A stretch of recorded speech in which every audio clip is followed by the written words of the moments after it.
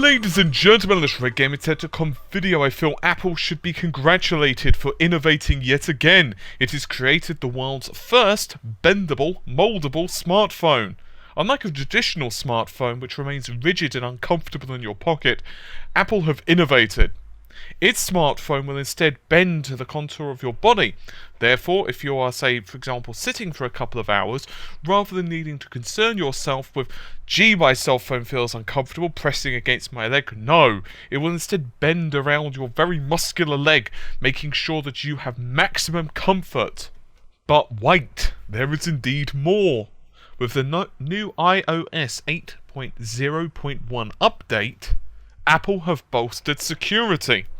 Now, you too don't have to worry about unauthorized personnel making calls on your cell phone. Instead, they will be treated to a no service. But don't worry, you can easily restore your phone, probably via iTunes. I'm sorry guys, I just couldn't resist taking a few pops. I mean, this is easily one of the funniest tech disasters I think I've seen because of the number of memes that it spawned. I think just about everyone on the internet community, or in the internet community, for memes anyway, has pretty much made one. I've seen ones for 9gag, Reddit, and I think even George Takei has actually posted something regarding Apple's iPhone, and yet it's still flying off the shelves in record speed. And I feel that there are multiple things that we really need to discuss regarding this issue, because I've seen some early benchmarks regarding the iPhone 6. Some of them are fairly impressive. I mean, they make a logical progression in performance versus, say, iPhone 5. Fine. But in gaming, it's still getting absolutely stomped, massacred and butchered by, say, the K1 or Shield, in other words, Nvidia's K1 chipset, and that's just not really good considering how much we've actually had in terms of hype regarding the iPhone 6, considering the fact it's supposed to be a premium product, and some of the features actually for iOS 8, to be totally honest, are quite interesting. For example, Metal, which isn't, a genre of music, but an API, application programming interface, which is very much in the vein of Mantle or DirectX 12, in other words, low-level access to the GPU and functionality. So that could be quite powerful, and some developers have already spoken out saying, yeah, it could be quite useful. Unfortunately, the hardware, once again, isn't really what you'd expect. Now, I've heard some people defending Apple, and, they've said, well, some of the tests where people are trying to bend the smartphones and all of that stuff, of course the phone's going to bend if you put enough pressure on it. And I do concur with that to a degree. If you're basically pushing on the phone with all your might, it's going to bend. But at the same time, not everyone's doing that, and you can clearly see in a couple of videos where people are just putting what I'd consider to be like mild pressure on our phone, to be honest, and it really should bend if you've got it in your pocket. And we could argue things such as, well, do you need a case for your phone? Personally, I don't bother with a case. With my smartphone, I've had a couple of smartphones, well, I've actually had 2 or 3, but whatever. I've had a couple of Samsungs, I've had Sony, and I've had something else which I can't remember what it was. I think it was a Nokia or something, but they've never had a problem. And even the old iPods, do you remember those? Those suckers were tough. I mean, I'm pretty sure those things would stop a bullet for you if you so, were shot at the butt or whatever, that, you wouldn't get hurt. My point being that the build quality of these, they must have done some stress testing, and they must have realised that these things were not quite up to scratch.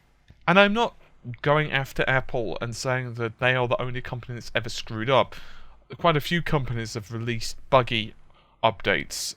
There were, I believe, one for the PS4, which potentially bricked consoles, and certainly the Xbox 360 had some issues and so on. So certainly firmware updates could be a problem, but I don't understand how this particular issue happened and no one noticed at Apple the service was dropping out. It's not like it's a very specific circumstance from what I'm reading that's actually created these issues. It seems to affect quite a number of customers. But here's the thing. I think Apple are going to be hurt in the media. They're obviously going to be somewhat crucified over this, and there are going to be memes, and people are going to make fun of Apple users all the more.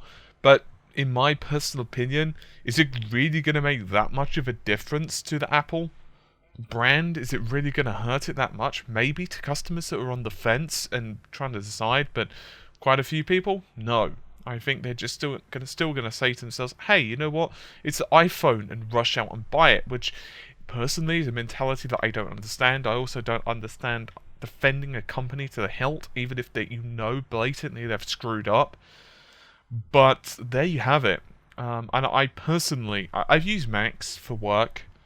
I've used them a couple of times, and I've also used Windows-based PCs quite a bit, and to a degree, Macs are kind of cool, aesthetically in terms of their design. They could be quite nice, particularly in like a minimalistic office setting. I don't mind OS X. I believe I was using Mountain Lion, and for the most part, it felt quite nice, quite snappy. I personally felt that some of the stuff felt a little unintuitive, but I'm not going to judge it on that. That's a personal preference, because I personally am more familiar with Windows and slightly more familiar with Linux. I've got some experience with GNOME, and particularly the SUSE distribution of Linux and CentOS. But yeah, I mean, it's functional, it's quite nice. However, if you look at the hardware prices for Mac, I've got some really big issues with it. They're far too expensive for what you're getting, and that just shouldn't be the case.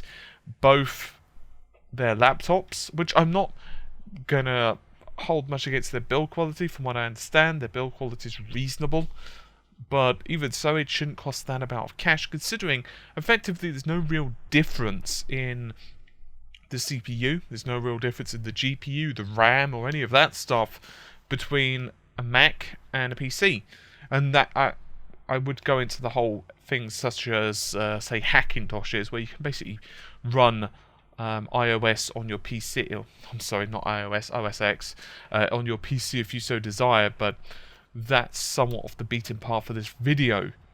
But I think more to the point, and this is quite crucial, I don't think you should ever be an early adopter in technology if it's something that you depend on for a particular project. For example, let's say that you need an update for let's say you need to buy a new smartphone. If you could afford to wait like a couple of weeks, do it. See if there are issues with the early devices. If you're buying a new graphics card, same thing. Do those graphics cards have heat issues? Do they have issues with the drivers? Do they have, I don't know, poor build quality, for example? Same thing with everything else. I was an early adopter of the Sandy Bridge platform. I've mentioned this story a couple of times before, and I was that person who got hit with the SATA issues. And I could have sent back my board, but quite frankly, at that point, I'd built my system, I'd gotten all of the stuff rooted and stuff. It's like, I just can't be bothered. You know what? Of course the SATA ports did die. I was aware of that, but I just could not, to be honest with you, be bothered to send back the board at the beginning. So in the end, all I did was just buy a cheap SATA card. Now I don't have the issue because I'm on a different platform, but still, the point being that I was an early adopter, and of course, very quickly after I bought the boards, the issue became pretty obvious. That's not a defense of Apple. I'm not saying that you should expect it and be happy. I'm just saying that it's a risk of being an early adopter for any technology. But in the case of Apple, considering the pricing, considering the recognition and the branding that was behind it, and considering the older products as well, like the first iPhones, just for example, I did feel they were slightly overpriced. I did feel that they were nice looking, but they were fairly robust from what I saw. The old iPods, same deal. They were pretty robust. They're pretty damage destructible. I mean, I can't remember which iPod it was that I had. I think it was like the second or third generation. It was where they just started to get the color screen and stuff. And I dropped mine so many times that I took it to the gym with me. And I wouldn't say it was exactly hit with a hammer type abuse, but it got a few knocks. And the thing kept on ticking. And I had it for like 3 years, 4 years or so, and then I sold it on to a friend, and as far as I know, he's still using it. So the thing was pretty robust. The battery life was pretty decent, and so on and so on. Obviously, earlier smartphones, their battery life sucked, but that was the same thing as well for even Android, so we can't really hold that against them. I have other issues as well with Apple. Some of it is to do with their branding strategies and marketing strategies, which I question how ethical some of them are at times, which is something you can levy towards even Samsung. Samsung are not perfect. They, from what I understand, and this is something I'd encourage you to do your own research on because I don't know enough about it, so I'm just going to say what I've heard, and then I'd recommend you carry on your own research if you don't know much about it yourselves. But from what I understand, they've actually been accused of negative publicity and negative campaigns regarding their competitors, and even, for example, smear campaigns and having people create fake reviews and stuff of their competitors, which is, to be honest, pretty crap. If that's true, I don't know how true it is, but from what I'm reading, I'd spent a little bit of time researching this actually a couple of weeks ago for some other complete random reason, nothing to do with RGT, and yeah, from what I read, that seems accurate, but then there's so much backstabbing and arguments and countersuing and suing in the smartphone industry, I don't want to say, oh, Samsung are the worst, because pretty much all of them are doing something negative. But one of the issues that I've got with Apple regarding their particular products is just what's been said. They say one thing to sell the product. For example, with the iPhone 5, for example, Apple created a TV ad. They created a commercial that they called was common sense. And they basically took the measurement of the average person's thumb and they said, well, it's common sense that we should have about a 4-inch screen, just slightly over 4 inches. And they said that was the perfect screen size, perfect. It couldn't be improved upon. It was absolutely amazing. And the whole reason, of course, that they created this ad, you can guess it, was to go against the fact that their screen size was considerably smaller than Android's at the time.